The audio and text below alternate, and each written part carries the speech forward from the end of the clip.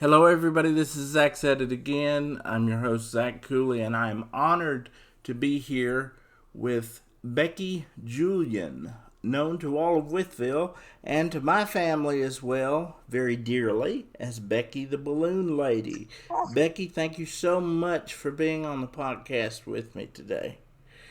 well, thank you for inviting me, Zach. It was a pretty awesome invitation. I'm excited. Well, as I said in the introduction, you are very special to my family and I Oh, because my daughter is 10 years old, and virtually every year since the beginning of her life, she has had a balloon made by you at the Chautauqua Festival. And I love it. I know you hear that everywhere you go, but I just remember that Butterfly is another great friend of ours, and Uh-huh. Butterfly. She works alongside you every year at the Chautauqua Festival. Judy Farlow, the wonderful artist and storyteller from Kingsport, Tennessee, she's also a good friend of ours, and I missed her this year, and I thought I was going to miss you. I had no idea you were doing an evening set. So Bella wanted to go up and get some food. Mm-hmm. And so I gave her $20 and said, "You can spend $20." So I was pretty amazed that at the Chautauqua Festival you could get a piece of pizza, a strawberry milkshake, and a large snow cone and still have $2 left. In this day and Not time, bad. I thought we did pretty good. So it was just at the last minute when we sat down so she could have her shake and her pizza. She said, I want to go up and get me a snow cone. I got some money left. So we went up and we saw you setting up, and we both looked at each other wide eyed and we said, "It's Becki." So I said, "Well, I gotta get a picture with her, and I gotta do a story about her." I said, "Because I need to do something for the Chautauqua Festival with my column." So it was so perfect, and we had tried to work it out to get you on the podcast last year. It didn't work out, but I'm so thrilled that you're here now. Finally, it's so nice that you're here. I think it was Kismet. I think so, but I had to go the long way around to tell you that you have been a very important part of my daughter's childhood memories and my family's memories. It's a very big deal when you are a father with a disability that I was able to do this for her myself. Pretty much anything that's physically done, her mother has to do it, but I walked her the mile from our house up to Chautauqua, and I've done this a couple of times by myself. Uh-huh. To take her to meet Becki was something of a daddy daughter date, and I can't tell you what it meant to me to see you there. My wife was telling me 10 years ago when Bella was just a baby, I could sit and watch her just make balloons all day. You don't have to make balloons for us. I just want to watch you make balloons for those kids all day long because it's amazing that you whipped up my dog in 2 seconds flat. Well, And there was Sophie. It's amazing. you brought me a visual aid. You came equipped with a picture. It made it so much easier. Yeah, but she's so fluffy and white and sweet, and you just created that, and it was amazing. So let me ask you, did first of all, where did your desire to be Becki the Balloon Lady come from? And then second of all, how did you cultivate that talent? Well, well, it all started as a teenager in high school, and I was 16, and I met a cute boy, and his goal in life at that point was to get back into his hobby of magic that he was into as a child, and so I bought magic tricks for him, and we did a lot of stuff together, and I decided I was going to become a clown so that I could be part of his little magic act and we could grow up and get married and live happily ever after. And the first thing, once I became a clown, it's like, okay, I'm a clown what do clowns do? They paint faces. I can't do that. I'm a bit of a germaphobe. That's not going to work for me. So painting faces is not going to work. Juggling, well, kind of lame, and I'm not really coordinated, so that'll never happen. They do magic, but even at 16, I knew you're not going to win a boy over by competing with them. That's not. Hey, don't they? Those balloon things. I've seen balloons. Yeah, clowns do balloons. So I don't remember getting a balloon, wanting a balloon, having a balloon. It was a means to an end. And so I decided I was going to tie balloons. So step one was asking my mother's permission if my boyfriend and I could drive to Charlotte, North Carolina, into the city an hour from our home, because we were so young I still needed permission. And we went to the magic store, bought balloons, pumps, books. I came home and told my mother that I was going to be a balloon artist, and I'm going down to my bedroom to start twisting. And I came up shortly after that and asked her how to tie a knot in a balloon. For step one. Yep. And so she had to teach me. So off to a slow start, but the boyfriend's name is Ken, and he is now the husband as well. Wow. Okay.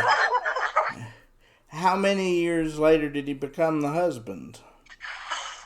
Married him at 20, got with him at 16. We got married on our 4-year anniversary.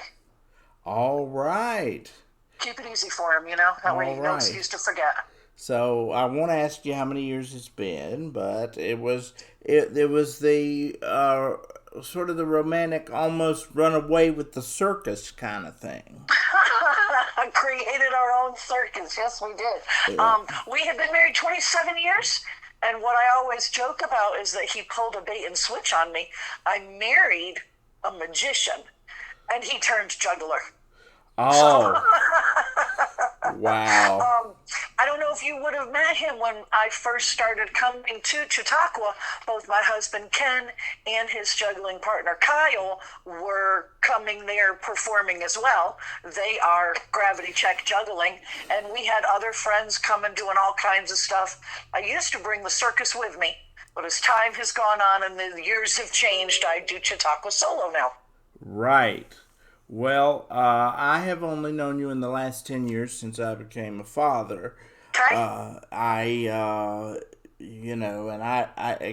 was mesmerized. So then again, let me ask you this. How does one turn balloon making into a lucrative business? Because it doesn't seem that would automatically just happen. No, and a lot of people mentioned that in a lot of different ways when I was younger, that was not going to happen. Sure. That is not a real job, that you can't do that. But right. You got to remember, I was young. Tell a spunky, determined 16-year-old who has intertwined her love with balloon twisting. Tell her she can't do balloon twisting and get out of the way, because that's the only thing that's going to matter. It's like telling her not to get burned, but sending her into the middle of a raging inferno. Happily, yes, running into the middle of the raging inferno. Yes, absolutely. I was in a position where I had taken a job in a low-end retail store and learning in what capacity I do not want to be dealing with the public. I don't want to be in a position where people want to yell at me. I'm kind of a cream puff, not a confrontational type person. And this job, I was dealing with shoplifters and threats and going to court, and just decided at 20 years old that this is crushing my soul, and I need to get out of it. And all I want is to tie balloons. If I can just get out of this awful job every day, I could tie balloons. So I thought about it, and I came to the conclusion that I was 20 years old. I had no car payment, no mortgage, no kid. I got nothing to lose. I could replace this job tomorrow. I'm going to go for it. So I'm dating myself here. So I picked up the Yellow Pages, and I just started calling restaurants, and I'd just be like, hi, I tie balloons, and you should hire me. Hello? And they were gone. I had several laugh at me and say, This is Hickory, North Carolina. It'll never work. This isn't Myrtle Beach. Oh, thanks so much, sir. Have a nice day. I didn't quit calling until I had 5 nights a week in restaurants secured. And very shortly after I got working my 5 nights a week in the area, 2 of the restaurant managers that said, this will never work, it's not Myrtle Beach, called me back and said, we've reconsidered your offer. And I said, oh, thank you so much. Let me put you on my wait list.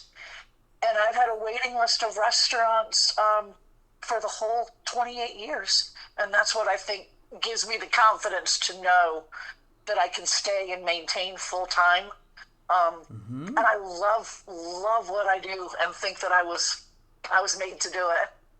Well, there is no arguments here from this family. And I want to tell you this story, if I may get a little personal myself. I want to tell you how you have inspired my wife. My wife is a singer. She is a very, very good, she's a phenomenal soul and blues singer. And she's determined, I am going to make it as a singer. And everyone scoffs at her and says there is no way that is possible. I am a writer. I don't make a lot of money, but the only job that I do is what I love. And my wife was a nurse for about 10 years. She hated it. It was discovered she had a rare heart disease, so she is now on disability. But she says, I'm grateful that I was a nurse so I could take care of you. God bless her, because I have cerebral palsy and am bound to a wheelchair. We have a beautifully healthy child. But she says, I'm going to do what I want to do. And she said that when she watches you do what you love to do, what you were so clearly made to do, she said, that's what I want to do. I want to use my gifts to give back to people. So you are inspiring her to do what she wants to do and to keep on doing it no matter what anybody else says. So you're a part of that.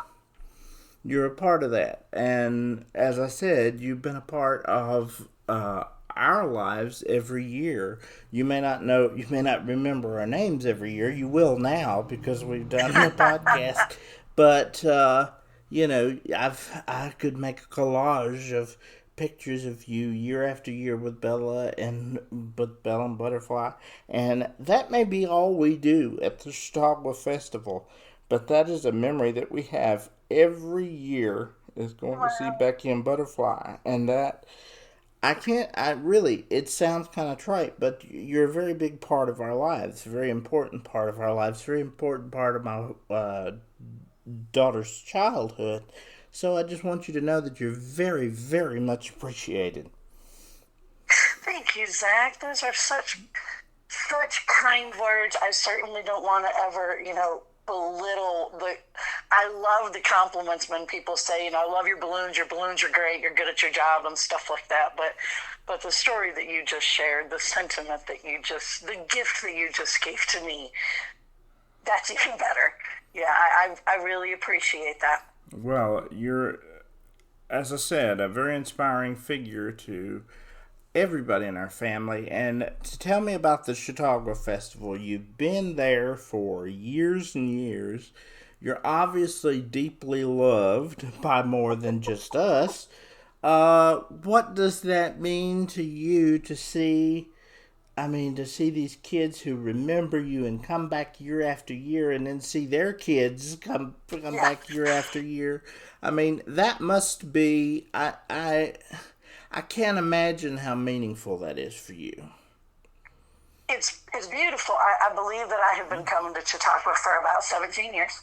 Mm-hmm. And, what has happened is I've got to watch moms and dads bring their little ones, and then their little ones get a little bit older, and then the little ones come with their friends, and then a little later they come with their little boyfriends, and then it's not such a little boyfriend, it's a fiance, it's a husband, and lo and behold, if the next year this customer that I've had the honor of watching grow up their whole life brings me their baby, I'll just say it's a fun way to start feeling a little older, for sure. But there's so many faces that I recognize and I remember and I look forward to seeing in Chautauqua every year. And like I said, now I come solo, and I have friends and family that are like, oh, but you're going to be there 3 days. You're alone. You know, you're sure you're good there alone? And I just laugh and say, I'm not alone in Wytheville, Virginia. Absolutely not. I'm well taken care of, and I have a lot of friends there. And I don't feel like I'm alone. If I needed anything, there's constantly somebody walking by that tent that I know I could say, hey, I need some help. And there have been times when I needed help and I didn't even have to ask for it. People just ran to come help.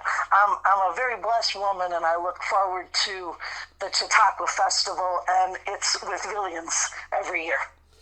Well, Wytheville has been my home for 40 years, and going back to the story of bringing Bella last Saturday to see you, there are not a lot of towns in the world where a disabled man and his 10-year-old daughter can walk and roll, respectively, alone for a mile stretch to come to a festival safely.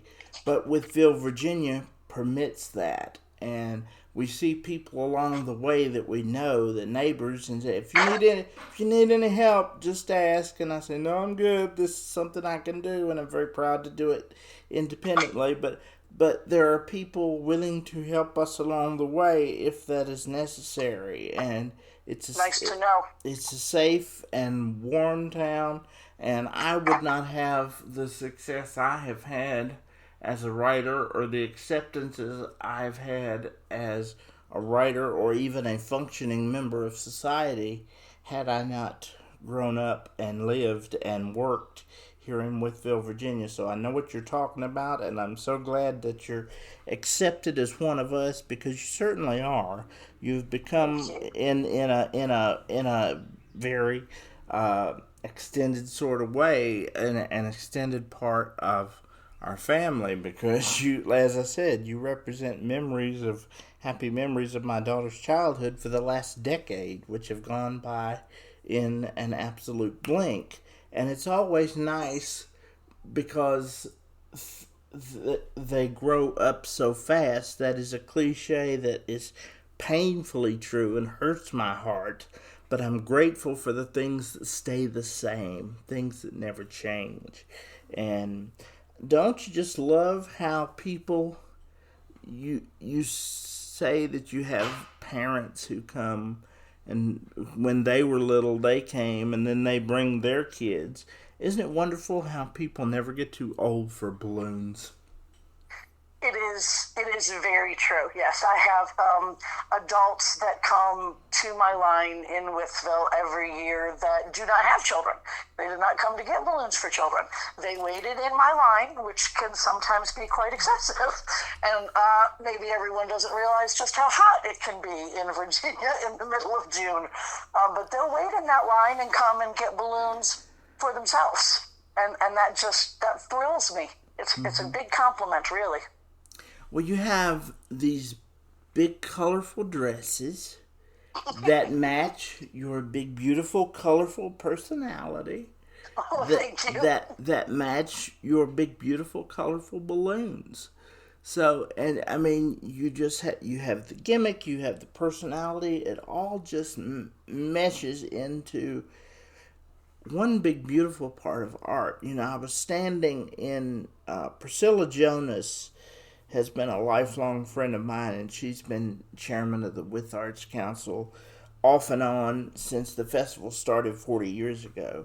Wow. And she said, she stopped when we were waiting in line, and she said, that Becki's something, isn't she? I said, I could just sit and watch her all day long. She don't have to make them for me. I just want to sit and watch her with the colors and I could just sit. If I had a place in the shade, I'd just sit and watch you all day long. It's amazing, and how the kids from little to big, like you were discussing this blue-eyed documentary with this blue-eyed beautiful girl that was standing in front of us. Oh, yes. And I was listening to that discussion, and just how you relate to people, old, young, big, small, everything in between, and you people like that. We're going to Disney next month, and it's the greatest place on earth. And Mickey Mouse has been my hero for 40 years, and I am a firm believer in magic. That is the real Mickey when I meet Mickey. And you and Butterfly are a part of that magic. You guys spread the magic. And I know you know what I mean. I'm not just talking about balloons. But I do. But you spread the. It's amazing. I get it too. I try to give my heart and my all to the children, and sometimes I do feel a little corny talking about it because we're talking about balloons. Yeah. But I feel like the people that know me and the people that have been in the tent and seen me interact with the children, it can be much more than that. I know that I have brought joy and blessings to people through my balloons, and I can assure you that I have received all of that and so much more back from them. Yes, and I am the fortunate one to tell you, and I tell you that wholeheartedly. I am fortunate enough to spend 20 plus minutes with you today to tell you what thousands of people that come to Wytheville every year would like the chance to tell you is the magic that you've given to me personally, and to my child, and to my family. I mean, you probably have met my wife a handful of times, but you have inspired her to keep doing what you're doing. And I'm going to send you if I can get your email, I'm going to send you a song clip of her so you can hear how fabulous she is. How fabulous she is. And I'm just very proud of them. But you give that magic to the adults as well as the children, and you inspire us to keep doing what we love to do. Now, enough with the